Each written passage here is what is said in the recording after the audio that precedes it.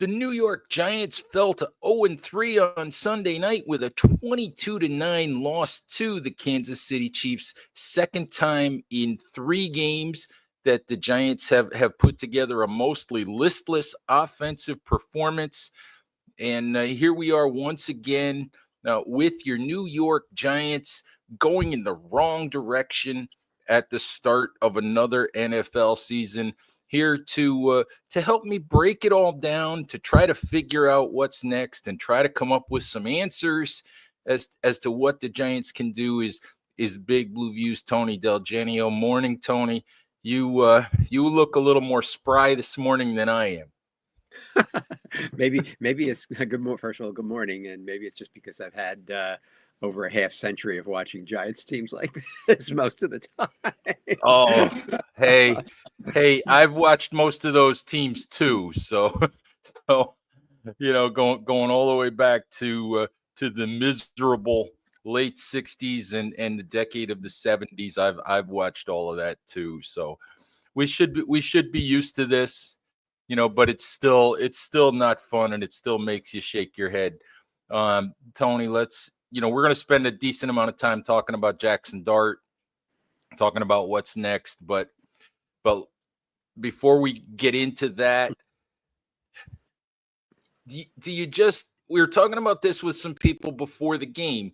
It's just like, it's never the same reason for the Giants 2 weeks in a row. It's just never the same thing. It's always something strange, something that you can only explain by saying these things happen to bad football teams. You watched last night's game and you've got the kicker getting hurt 5 minutes before the game. You've got a linebacker getting a fumble recovery stripped away by a quarterback. You've got all sorts of weirdness like that. I mean, what are you thinking, other than about Jaxson Dart? What are you thinking while you're watching that game last night? I was thinking that it's just becoming clearer that this is a poorly run team and poorly run organization, because they're not taking the steps that you need to get better, and they're not covering themselves for the possibility of bad things happening, and they're assuming, I think, that things are going to go okay, and then when things don't go okay, they don't have an answer for them, and that I think that's what's bothering me more than anything about what I'm seeing. I get that, Tony, but I know there were some comments on social media last night killing Brian Daboll over the Graham Gano thing. And the only thing I will say about that is, how do you plan for a perfectly healthy kicker getting hurt while the defense is being introduced 5 minutes before kickoff? How do you plan for that? You can't keep a second kicker on the roster. You can't keep a second place kicker on the active roster when your regular kicker is perfectly healthy. That's just, to me, that's just one of those things. It just happens to bad teams, and I don't disagree with you that there is a fair share of poor planning, a fair share of poor roster construction. I just don't know, in the particular instance of Gano getting hurt last night, I don't know how you kill Brian Daboll, for not having a second kicker ready. To me, I just want to make one more point. To me, if you want to kill Brian Daboll and Joe Shane, why are they still relying on a 38-year-old kicker? And yes, he's still very good when he's healthy. Why are they still relying on a 38-year-old kicker who hasn't been healthy now for a full year since 2022? Why did they not go in another direction when they had the opportunity? And so that was going to be my answer to your question. Obviously, once you're in a game, there's nothing you can do when the kicker goes out. But this is, I say, you've got a 38-year-old kicker who has had health problems now for several years, and during the off season, especially given that Joe Shane does not like to put money into void years. You've got that kicker making, what is it, 3 point something, you had 3 million something dollars you could have saved uh, by releasing him and bringing in another kicker. You could have used one of those two seventh-round draft picks, for example, on a kicker, or there were free agent kickers. You could have, there are always free agent kickers. You can bring in, and so I would say the mistake is that not realizing last year that it was time to get younger at that position. But I mean, the kicking game, was, it turned out not to be the worst of their problems, not the way it was in Washington last year, where you could say it directly partly caused the loss to Washington in game two. This game, there were bigger issues than just the kicker, but when the same kicker issue arises 2 years in a row, I think you have to look at what their process, quote unquote, is for deciding who should be there. And Graham Gano is a gamer. I mean, I give him credit for going out there when he had the groin problem and still kicking that 25-yard field goal for them. But there are things like that they seem not to be accounting for, to make sure that you've got sufficient depth in the lineup. And that's one example of those things. I don't think that is the biggest problem by far. I think the biggest problem by far right now is, I hate to say it, but the way they're running the offense, and that's what surprises me more than anything. I'm sure we'll talk about that when you're ready.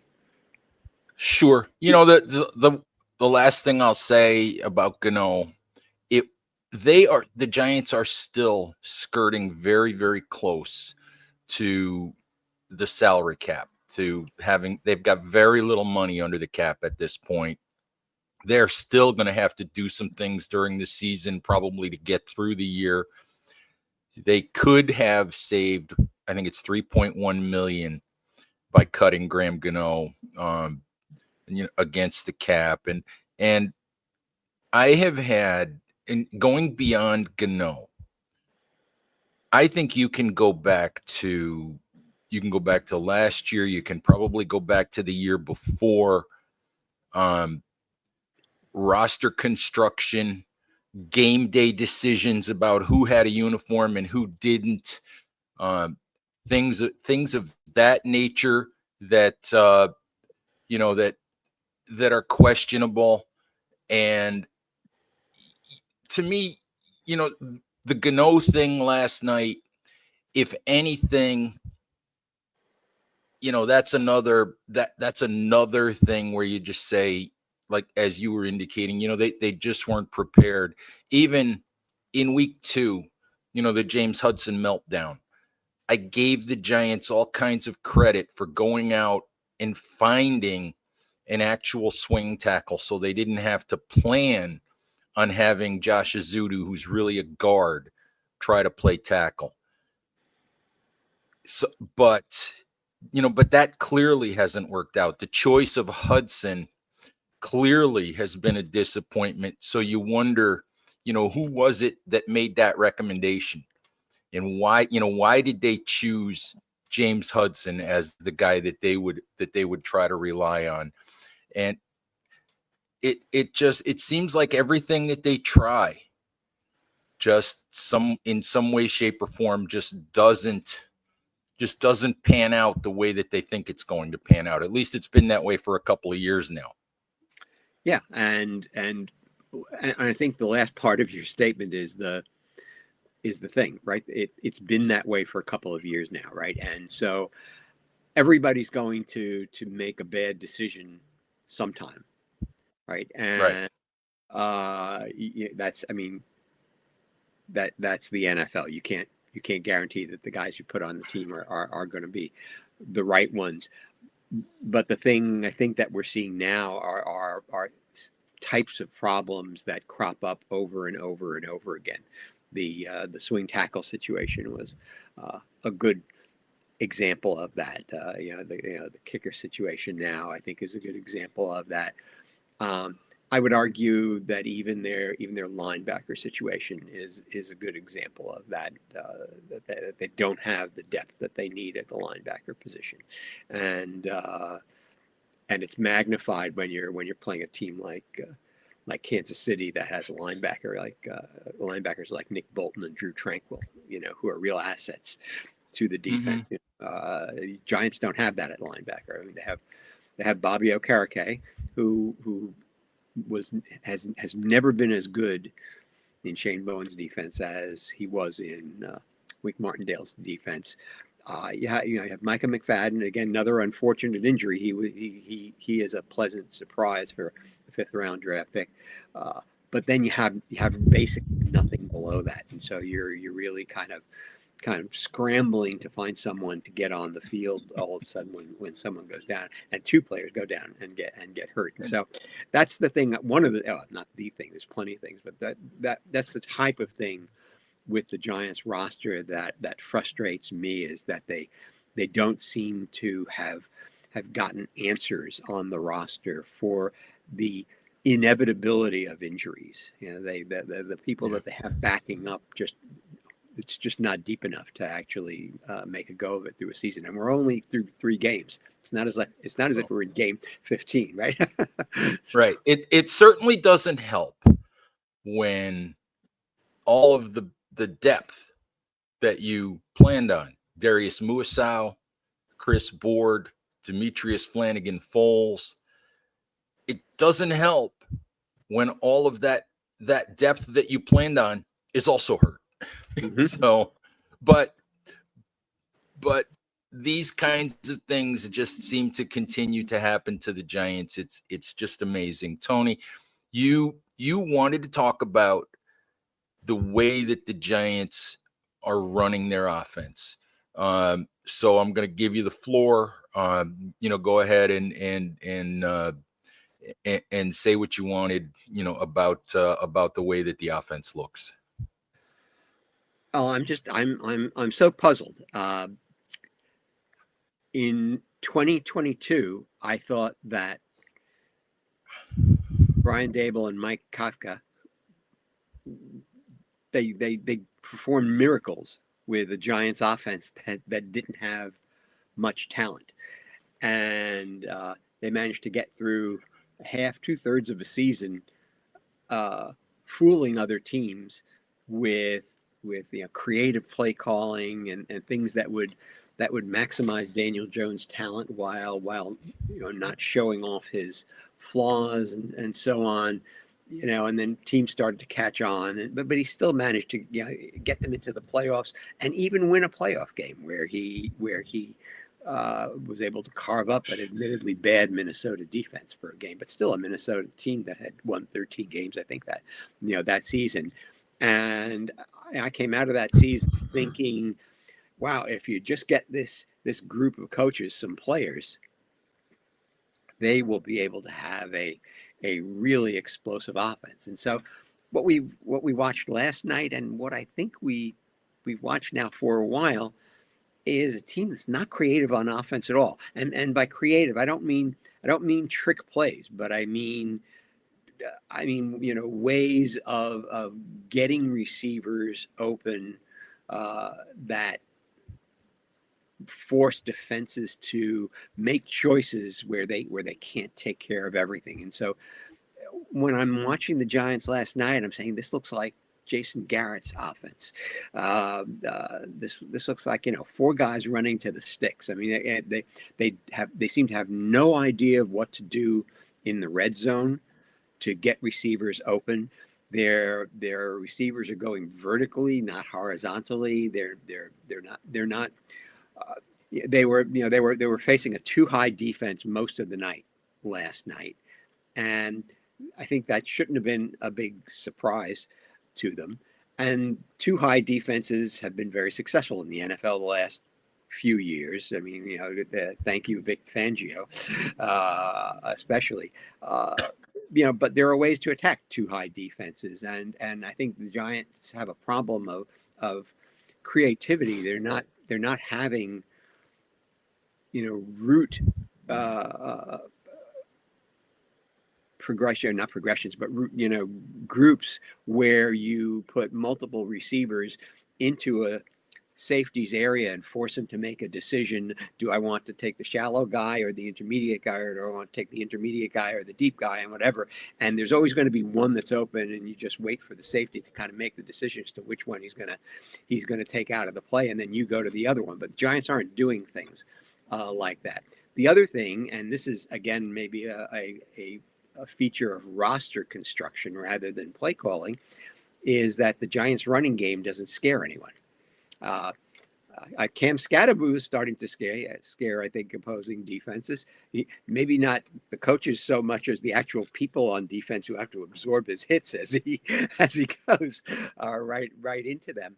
But if you have a great running game, then your safeties can't drop off. They have to respect the running game, and they have to come down and play the running game. And I don't think opposing teams feel like they have to do that with the Giants. I think they feel like their defensive line can do things just fine without any help.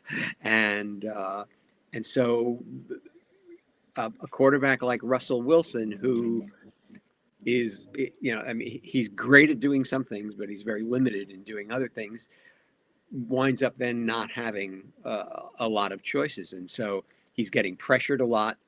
And when he's getting pressured, he's not finding, if you're getting pressure, there has to be somebody open, or there should be somebody open if you're getting pressure.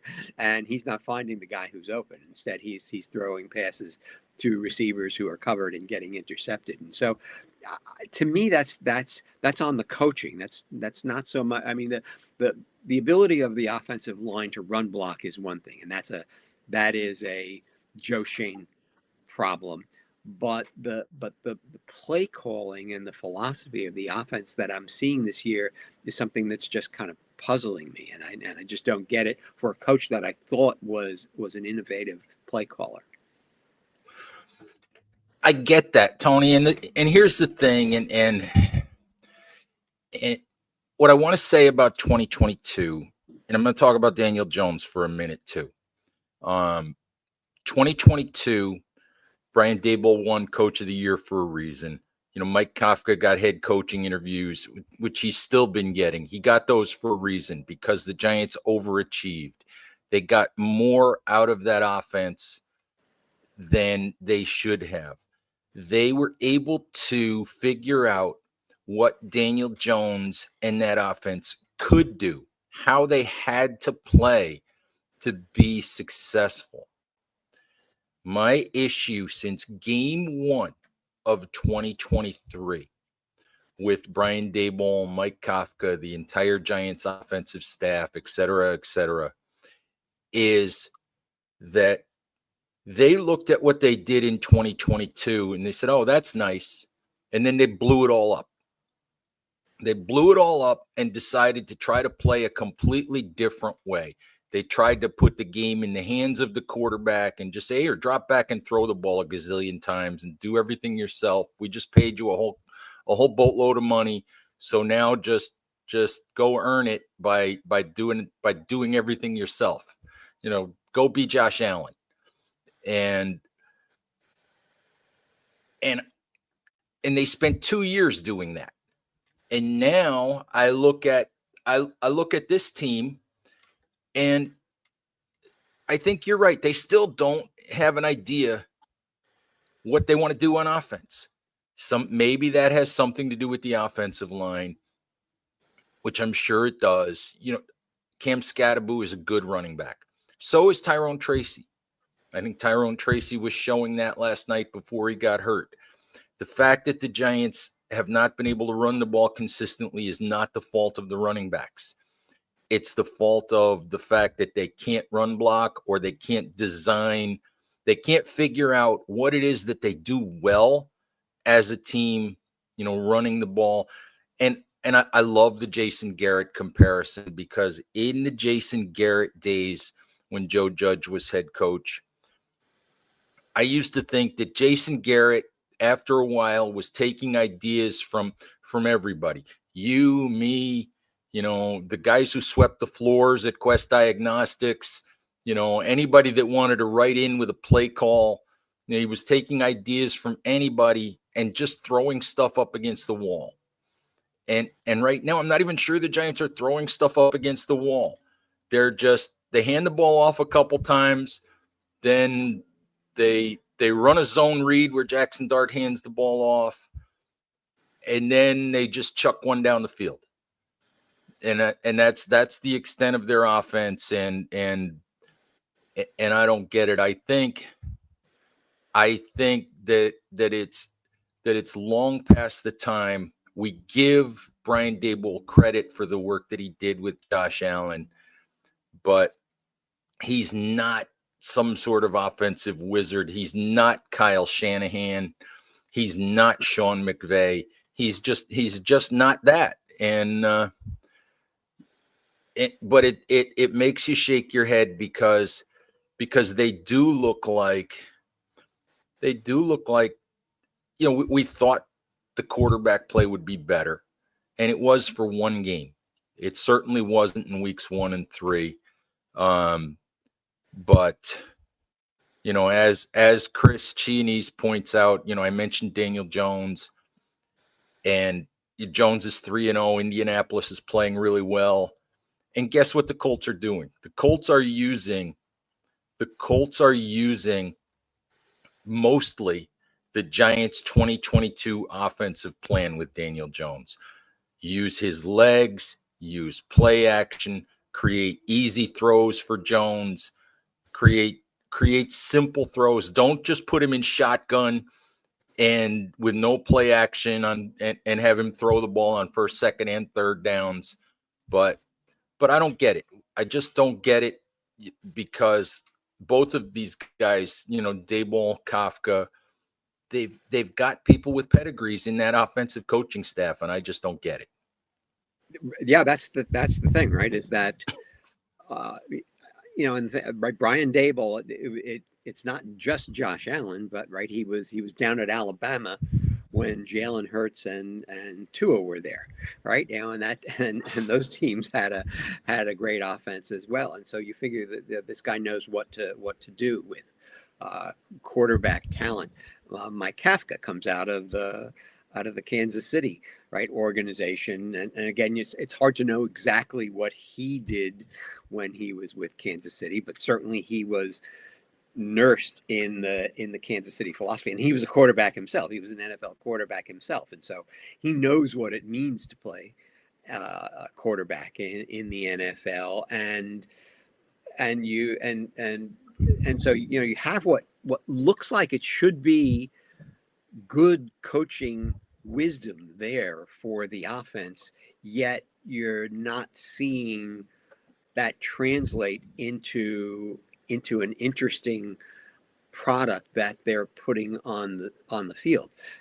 And then the other thing is that Daniel Jones in Indianapolis has one of the better offensive lines in the NFL. Mm-hmm. And if you're watching his highlights, as I'm kind of forced to do almost every week now, because he's playing well every week, and so you can't avoid seeing his highlights. Most of the time he's getting good protection. He's got time to do things and find the guy that he's supposed to find. He also has a great running back running behind that line, and Jonathan Taylor. And that line opens up holes for Jonathan Taylor so that Jonathan Taylor can get to the second level. And if you get Jonathan Taylor to the second level, he's gone, right? And so they have those elements of things that the Giants don't have personnel-wise. And so, I mean, it may be cheating a little bit, but I feel like the Giants' failures are neither a personnel issue nor a coaching issue, but rather a combination of the two, and that they don't have great people apparently designing the plays, and I'm just still mystified by that, because it seems like they should have been, and they don't have great people to do certain jobs for them on the field, like run blocking. Right. Yeah. It is a mystery, because we thought this was supposed to be better. We thought this was supposed to be different, than it's turning out to be. Let's talk about Jaxson Dart. And by extension, I think we're also talking about Daboll and his very fragile job security. I wrote this morning at Big Blue View that the Giants don't want to do this. They don't want to turn the keys over to Jaxson Dart yet.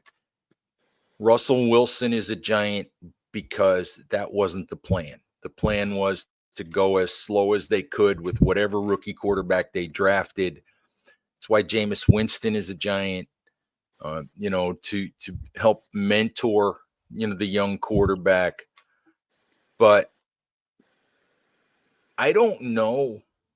And I have said multiple times that I think the best approach, the best thing for Jaxson Dart is for the Giants to wait as long as possible to put him on the field. But I just don't know at 0-3, with it clear that week 2 was an aberration. It was pretty clear. It's pretty clear that week 2 was a turn back the clock, vintage aberration from Russell Wilson against a really bad Dallas defense. The way the Giants looked in weeks 1 and 3, at 0-3, they've lost 14 out of 15 games, Tony. They're 9-28 since 2022. They're 3-17 since the start of last year.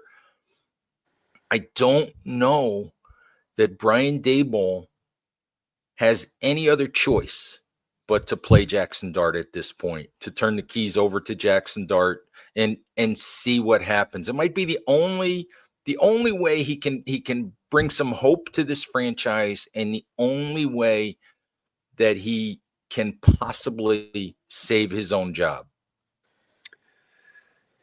So I'm almost in complete agreement with that statement.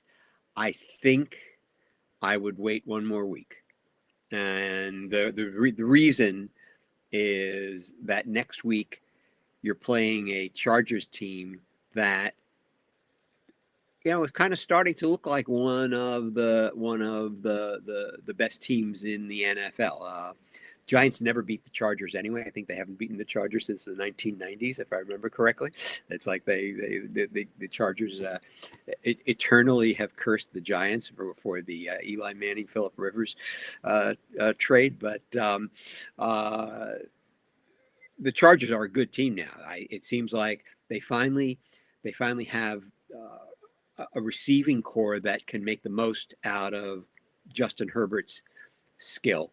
They brought Keenan Allen back, and Quentin Johnston finally learned how to catch the football with his hands instead of his body. So he's now becoming a dangerous receiver for them. And Herbert's got all the talent in the world. I mean he's, and they've got a good defensive-minded head coach in Harbaugh. And so I think that's going to be a very difficult game for the Giants next week, regardless of who starts. I mean, I thought actually Kansas City was the Giants' better chance for a victory, because Kansas City is no juggernaut this year. I mean, Kansas City could have been beaten last night with an effective offense on the other side. So I don't know that throwing Dart in to play against the Chargers is the right place for his first start. But the following week in New Orleans, away from the MetLife crowd, and I put crowd in quotes because the crowd these days is more for the other team than it is for the Giants. But on the road, where there's less pressure to perform than in front of the home fans, against a terrible team, which New Orleans looks to be this year, that might be the best place for Dart to get his feet wet. So I'm thinking that Russell Wilson gets one more start, and then they go to Dart in Game 5. But who knows? Yeah, I don't disagree with that. I just don't know. I don't know. We'll talk to Daboll this afternoon. But I don't know that Daboll's going to feel like he can wait. I do think New Orleans on the road is a much softer landing spot than the Chargers, the 3-0 Chargers that look like a really, really good team. I think, but the point is basically that you just can't continue to run Russ out there, not with the season slipping away, not with it obvious at this point that Russ is one and done with the Giants. And to be honest, at this point, if the Giants were to turn to Jaxson Dart this coming week or in week 5, you wonder if Russell Wilson finishes the season as a Giant. I seriously wonder if he finishes the season or if he suffers, Daniel Jones' fate, or if the Giants are able to find a trade partner for Russ. But yeah, it's just I whether it's this coming week or next, Dart's time is almost certainly going to come sooner than anybody really wanted it to. John Kirk made a comment, said the season's slipping away. Look, what I will say about that quickly is it's slipped away in terms of playoffs. It's slipped away in terms of probably having a great overall record. But one of the things about making the quarterback switch to Jaxson Dart is that if you make that switch, if and when you make that switch, and if it looks like a good thing, then the season hasn't necessarily slipped away. If Jaxson Dart shows you reasons for optimism, if the offense gets better, if the Giants win some of these games, and I fully agree, all 3 of the games that the Giants played have been there for the Giants to win, and they have not been able to do it. Washington was very vulnerable, dropped a bunch of passes, committed a bunch of penalties. The Giants helped Washington win that game. The Giants blew 4 leads against Dallas. And last night against Kansas City, if they had put together a representative offensive effort, they could have won that football game as well. And if they come up with the 2 turnovers that they had their hands on and should have come up with, maybe they win that game as well. Yeah. So I don't know. Tony, what the other thing I wanted to talk about, one of the comments in here, and I'd have to scroll back up to find it, mentioned the idea that Brian Daboll, is an offensive coordinator who's maybe in over his head as an offense, as a head coach. And yeah, it's year 4, and yeah, he won Coach of the Year in 2022. But I think that's a valid discussion. Is he over his head when he's an offensive coach who hasn't been able to figure out a way to run a good offense? When it didn't happen last night, but the Giants consistently play undisciplined football. We consistently see the same types of errors from the Giants all the time. And we consistently see the same sort of roster construction week in and week out, 46-man active roster issues, that we see, that we've seen for a couple of years now. It's a fair question, I think, as and the Giants, we're entering Hugh Jackson territory here because the Giants have lost 14 out of 15 games. So we're kind of entering Hugh Jackson territory at this point. It's sad to say, but I don't know how I feel about that. Although I think, unless Jaxson Dart rights the ship and fixes and really, props Daboll up, I think the clock is ticking on Brian. But just your thoughts on Daboll and his capability and his future. I think that I was, first of all, I was very happy when they hired Daboll. I thought he was the guy that they should hire in 2022. And then when they came out and did what they did in 22, which no one, absolutely no one expected, then I thought, wow, what a tremendous coach this guy is to get a playoff berth out of this team that has so little talent on it. And ever since then, it seems to me like he's not prepared to deal with adversity. And as soon as things started to go wrong, I mean, I don't know what's going on inside the locker room. I don't see it, and none of us see some of the things that are going on behind the scenes. But yeah, obviously, the blow up with Wink Martindale was a bad look for things. Although I think you have to give Wink at least some of the blame for that because of the way he was handling himself behind the scenes. But it doesn't look like he's found a great replacement in Shane Bowen, uh, who has yet to show me anything that would make you think that he's a great defensive coordinator. Uh, we're not seeing players develop beyond what you see from them in their rookie years. And that, to me, has to be on the coaching staff. I mean, you don't assume that what you see from rookies is all that you're ever going to get from them. But I'm looking at at you look at Andrew Thomas. Andrew Thomas was bad as a rookie. He looked like a failure, right? But the next year he was better, and then the next year after that he was better. And you give Andrew Thomas a lot of that credit himself, but you have to think that the coaching staff helped him at least improve his game.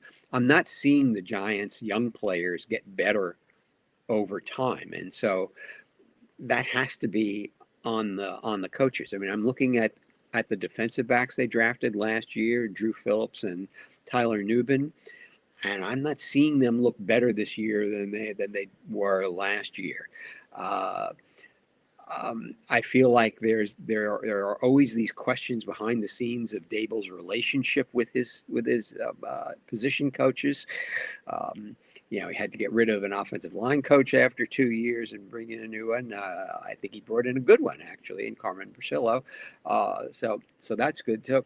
But there just seems to be something that there's always kind of ferment in the behind the scenes with the Giants, and maybe that's just inevitable when a team is a bad team that you're going to have that. But I just wonder how much of that is the way Daboll runs things himself. But I have to have a hard time putting my finger on it because I look like a coach like Andre Patterson, who was another great hire, and he seems to be perfectly happy staying as a Giant, and he seems like a good enough coach that if he wanted to go elsewhere, there'd be plenty of teams who'd be willing to hire him away. But he seems to be staying around doing okay, and I think he's doing a great job with the defensive line for what he has. I mean, he doesn't have a lot of great run defenders there, but the Giants have one thing: it's an effective pass rush. Okay, and I think he gets part of the credit for that. So there's just something that seems to be wrong looking in from the outside about how that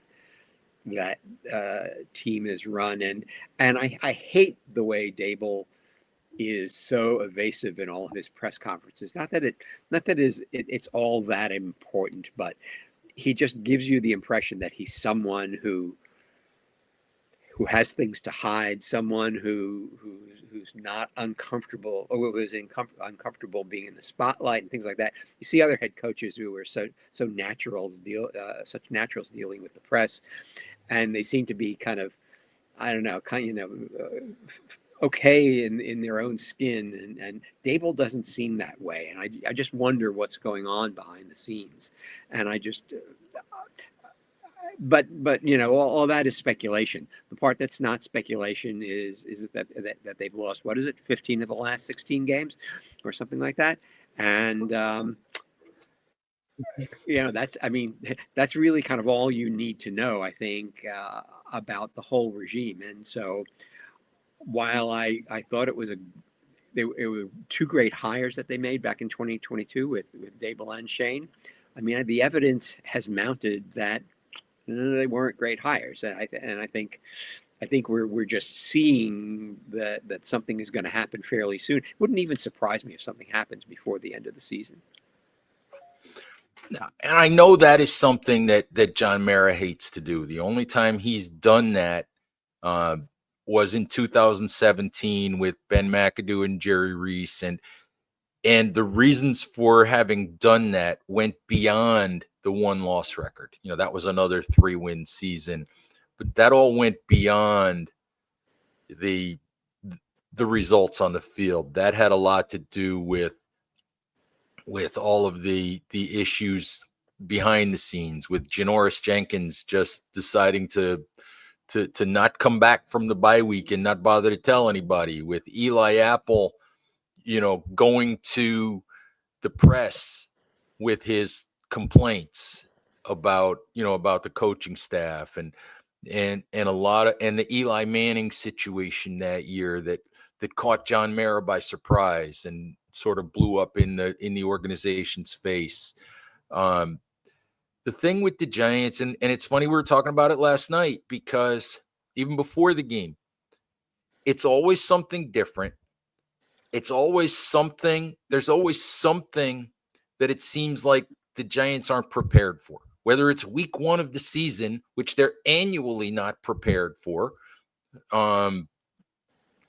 whether it's the way they get defended, whether it's something going on with the roster, there's always something they seem unprepared for. And while I will say that the last time I was in the locker room, I didn't, which was last Thursday, and then again I was in the locker room last night, which, to be honest, most of the players had bailed out of there by the time I got into the locker room.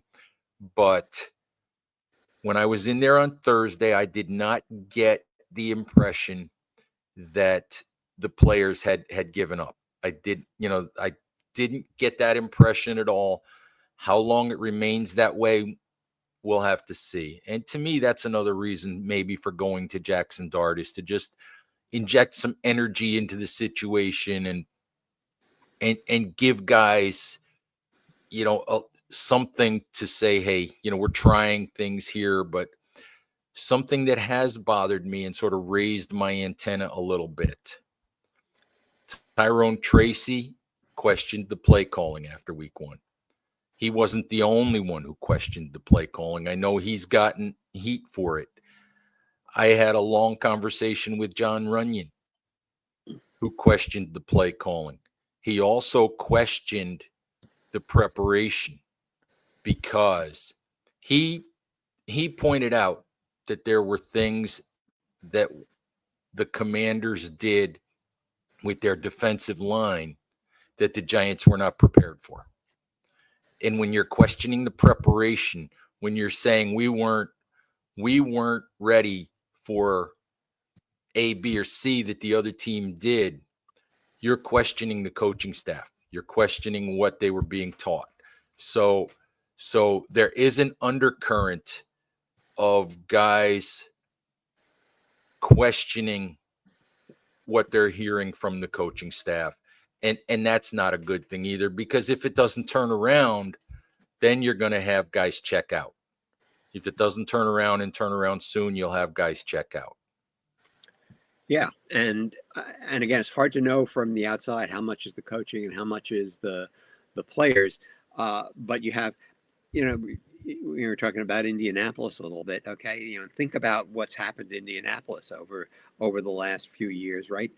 Their path had some similarities to the path of the Giants over the last few years. They hired someone that was, thought to be an offensive guru in Shane Steichen, after the Eagles had gotten a Super Bowl win. And Shane Steichen, I thought he was on the hot seat coming into this season. I mean, I thought that that he has done very little with that Colts team, and I said he's just going to be another one in the long list of guys who are great offensive coordinators, but when you put them in charge of an entire team, they can't do the job. They drafted Anthony Richardson, and he seemed to do nothing to be able to develop Anthony Richardson. And now all of a sudden, and that team, that Colts team, right? That Colts team was terrible last year. I mean, that was the Colts team that let Drew Lock put 45 points on the board against them last year. And they come in this year, and I have to admit, I did not expect at all what Daniel Jones has done for them this year. But as you say, Steichen has put in an offense that takes advantage of what Jones can do well and doesn't ask him to do what he can't do well.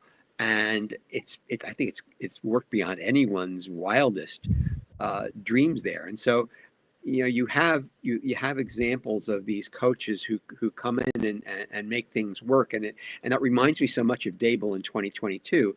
And then the question is, can you build upon that and maintain it over the long term? And the great coaches can maintain that over the long term, right? You have a Sean McVay who, he every once in a while, mainly because of injuries, he has a bad team in Los Angeles, but Sean McVay mostly puts a contending product on the field year after year after year after year.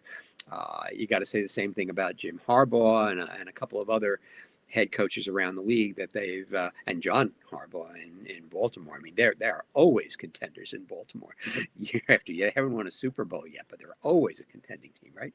And I'm just not seeing this with the Giants. I think if you throw out 2022, you would have concluded long ago that this coaching staff has to go. Right. Tony, the last thing I think we need to talk about, and we'll do this quickly. I just think we need to mention, heading into the game, I thought that if the Giants put up another stinker defensively, I thought that Brian Daboll might scapegoat Shane Bowen and move on, mid-season to another defensive coordinator. But aside from, the Giants missed a couple of opportunities to create turnovers last night, which seems to just be, par for the course. Sort of unexplainable how a guy with a history of making a ton of interceptions like Paulson Adebo, he dropped one last night. I'm sure that Bobby Okereke is not going to like watching the film this morning of having a quarterback strip the ball out of his grasp, especially basically inside the 5-yard line or right around the 5-yard line. That could have vastly changed that game. But credit to the Giants defense last night. I'm a little bit mystified by what's going on with Dexter Lawrence, because I know it's not his elbow, but he's not playing like the Dexter Lawrence that we know. But credit to Brian Burns, who was an absolute monster last night. Kayvon Thibodeau didn't put up the stats that Burns did, but Thibodeau was a monster. I think Shane Bowen is just an average. He's just another defensive coordinator. There's nothing special about Bowen. It's if the players do the players' jobs and they do them well, he'll be fine. But he's not really going to schematically help the defense. But, long story short, credit to the defense last night. I thought they did everything possible, to hold that game down. We can argue about certain players' efforts on the Kareem Hunt 1-yard touchdown. I don't know about that. I don't know, but the defense played, pretty darn well on Sunday night. So no complaints from that end, at least on Sunday. Yeah, and I think the only reason that defense gave up 22 points, in addition to the fact that the offense kept on handing the ball back over to the defense because they couldn't sustain drives, is Patrick Mahomes. I mean, Mahomes I mean, I was going to say he doesn't look like the player he used to be, but I think that's mostly the personnel around him. Mahomes himself, I think, is still just a remarkable player, and you saw that over. He created a couple. He created a couple of plays last night. The 52-yard pass interference, on Drew Phillips. The 33-yard pass to Thornton on the 1-yard line. I mean, he created those out of thin air. The balls that probably had no business being thrown, plays that had no business being made, but yeah, I mean, that's just some Mahomes magic. Yeah, and so for the defense to have only given up 22 points last night, I thought that was a pretty good performance. Now, besides Mahomes, they don't have a lot else on offense right now on that Kansas City team. And Travis Kelce's getting older; he's not the dominant player he used to be. And the wide receiver core, I really feel that since Tyreek Hill left, they have not really had really quality receivers on that team, and I think it's a miracle that they do as well as they do, and I attribute a decent part of that to Mahomes himself. So for the Giants to have given up 22 points to that team, I thought that was a pretty good performance overall by the defense. There are just things, especially in the secondary, that I worry about. But I feel like up front, the Giants are in pretty good shape. And you mentioned Kayvon Thibodeau. I think Kayvon Thibodeau has been playing great this season, and it might just be me, but I feel that his overall game has really elevated since his rookie season. And yeah, he's not the sack machine that an Aiden Hutchinson, let's say, is, or something like that, but he's an overall defensive player who I think really does well. And Brian Burns, I think, is showing you that he was definitely worth the money that the Giants paid him. And now add Abdul Carter, who was a little bit quiet last night, but still had his moments too. And they've just got a really solid front. As you say, there's whatever's going on with Dexter Lawrence. I don't know. It's not that he's been bad. It's just that he's not the dominant player that he has been in the past. Still, they're good up front. And they're not the reason really that the Giants lost. I think the secondary is still very questionable, and I think that the middle linebacker is still questionable. But the defensive front, I'm very happy with on this team. Absolutely, Tony. Other than that, there's not a whole lot to be happy about. But I think this is probably a good place for us to stop.